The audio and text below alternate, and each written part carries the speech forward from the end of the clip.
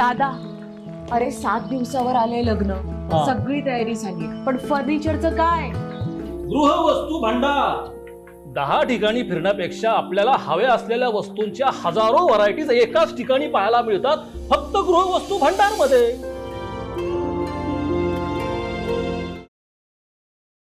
आज सायंकाळी संगमनेर तालुक्यातील अनेक भागामध्ये अवकाळी पाऊस झाला.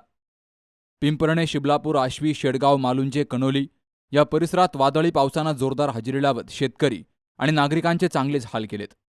पिंपरणे ते शिबलापूर रस्त्यालगतची अनेक मोठी झाडं या वादळात उन्मळून पडली आहेत. तर रस्त्यावर ही झाडं कोसळल्यामुळे काही काळ वाहतूक ठप्प झाली.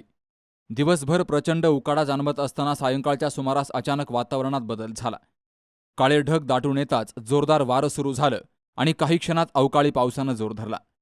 वाऱ्याचा वेग इतका प्रचंड होता की अनेक मोठमोठी झाडं मुळासकट उन्मळून पडली. अनेक ठिकाणी झाडांच्या फांद्या तुटून रस्त्यावर विखुरल्या गेल्या. त्यामुळे नागरिकांनाही मोठा मनस्ताप सहन करावा लागला. दरम्यान चंद्रभान वामन मुंतोडे यांच्या दुकानावर मोठं लिंबाचं झाड कोसळल्यामुळं दुकानाचं नुकसान झालंय. सुदैवानं यात कोणतीही जीवितहानी झाली नाही. तर अनेक घरांवरील पत्रे उडून गेल्यामुळं नागरिक भयभीत झाले. या वादळी वाऱ्याचा सर्वाधिक फटका शेतकऱ्यांना बसलाय.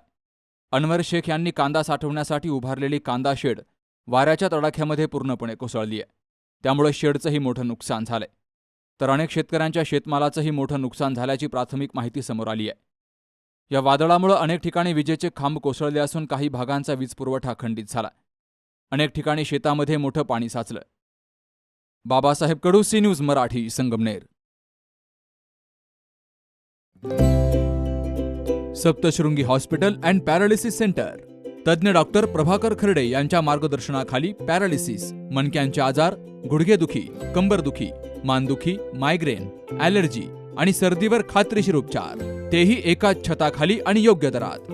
इथं उपलब्ध आहे acupuncture, physiotherapy, panchakarma, massage, steam bath, tub bath, digital x-ray आणि अत्याधुनिक पॅथॉलॉजी लॅब. त्यासोबतच निसर्गरम्य वातावरण, आरामदायी रूम्स, कॅन्टीन आणि प्रशिक्षित स्टाफ. आजच संपर्क साधा. ठिकाण मुक्ताई मंदिराजवळ, रायते वाघापूर, तालुका संगमनेर, जिल्हा अहिल्यानगर.